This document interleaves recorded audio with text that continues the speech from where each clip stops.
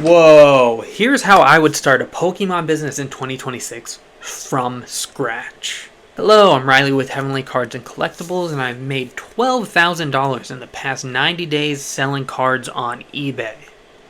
So I might know a little something. I would highly suggest you come in with a business plan, thought out, and have some upfront capital. These are the first things you need in order to start a Pokemon business. Or a trading card business in general. Magic the Gathering, Yu-Gi-Oh, Lorcana, whatever one you want to try your hand at, I suggest having upfront capital. Now, every other person is suggesting the same shit. I did the exact same thing. I sold my personal collection that I was just kind of holding on to, a bunch of first ed Yu-Gi-Oh cards that were pretty fucking clean. I kind of regret selling them in the hindsight, but it is what it is. I didn't have a clear vision. I hopped in being, I want to do rip and ships. I'm going to be the most rip and shippiest person ever. And then I hopped in, no YouTube following, no nothing, and I got cooked. Absolutely cooked. All my money gone. I kind of maybe broke even. I think I put 100 of my own money up, and then I got like 400 from selling some odds and ends in my collection and stuff. But me selling my collection took some time as well, because I had a mixture of Yu-Gi-Oh, Pokemon, a little bit of Magic, some other odds and ends. So I had to liquidate my collection over a few months, sell that by myself, and then buy cards from Japan, and then I got cooked. I ended up opening half the boxes because I kind of got a little depressed. No, I think I opened 3 or 4 boxes, and then I sold 3 or 4, or 2 or 3 on Whatnot for mad cheap.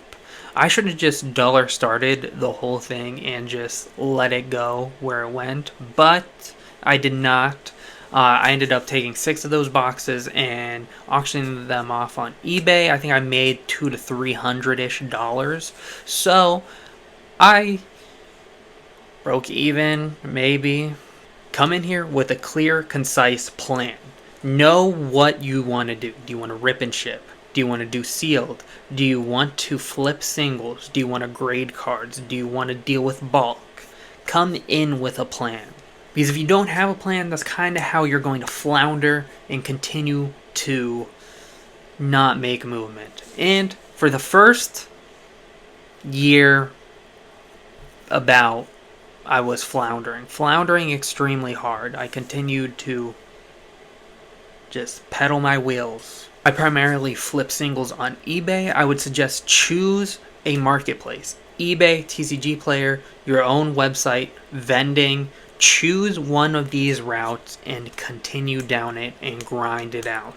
Because if you don't, you're going to have too many moving pieces at once and you won't be able to succeed fully. When I committed myself fully to eBay is how I started to see profits and gains. When I first started out, I was trying to sell on Whatnot, I was trying to sell on eBay, and I was trying to do a whole bunch of different things. If I would have just focused solely on eBay and maximizing my profits, I'd be in such a way better space than I am currently.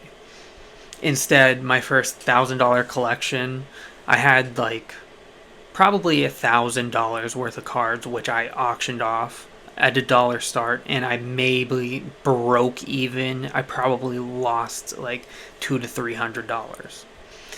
Wasn't a good idea for me to do that at the start. But I did that a couple times. I ended up getting cooked because I wasn't consistent enough, and I wasn't getting in collections enough to be consistent. A platform like Whatnot really takes consistency, whereas a platform like eBay, things can happen over time. Same with TCG Player. The more you buy, the more your collection will grow, the more people will look at your stuff, the more people will want to buy from you. And you can sell things over time. Come in with a plan and commit to a marketplace. Number 2, know your margins. Know what your shipping supplies cost. Know how much, profit you can make on average. If you're going to be selling on eBay or TCG Player, I suggest buying collections at around 70% to 75% market value. That's how you're going to be able to make profit. If you're buying at 80% and you're selling at market value, on these platforms, TCG Player, even Whatnot, and eBay, I blanked, you're not really going to be very profitable. You need to have a sales strategy as well. I upcharge everything by 30%, and I also charge free shipping. And it has been working great for me. Some people are more aggressive with it, and they're doing double market price and selling, apparently. I don't really get it. But, especially if you have good reviews, and a lot of people get their cards and they're happy about it, people will be more willing to spend a little extra money to know that they're going to get their card, and they're going to be taken care of if something goes wrong. Know where to buy collections. I mainly procure my collections from Facebook Marketplace and Facebook groups. Facebook groups have been very hit or miss for me currently for whatever reason, but those are the two places that I mainly source. I go around Marketplace asking people if they're willing to ship, and then I give them an offer on their collection, and it's been working out pretty swimmingly for me. Don't overextend yourself. When starting out, focus in on Pokemon cards, right? I want to do all TCGs, but that is also what has stunted me as well.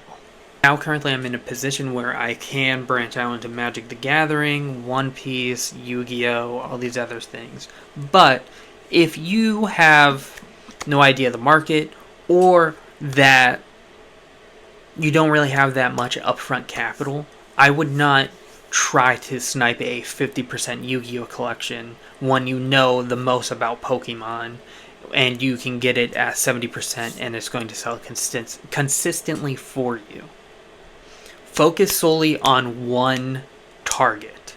Focus on one marketplace, one TCG, and then when you grow and continue to grow and grow and grow, you can maybe switch over to sealed Japanese, dabble a little bit in that, and then when you get into, I don't know, grow even more, you can get into Magic the Gathering, you can get into Lorcana, whatever piques your interest, right? Last but not least, one thing I really regret not doing is getting into TCG Player and selling bulk. I have all this bulk sifted out, gone through, and there's a whole bunch of other right there that I need to get rid of. Probably going to lot it off and just try to sell it off.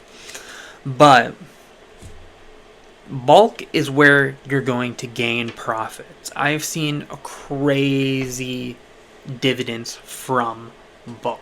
There's people like RAR TCG, there's people like PokePaster, there's people like Rob from RNG Games, and they all built their foundations on bulk.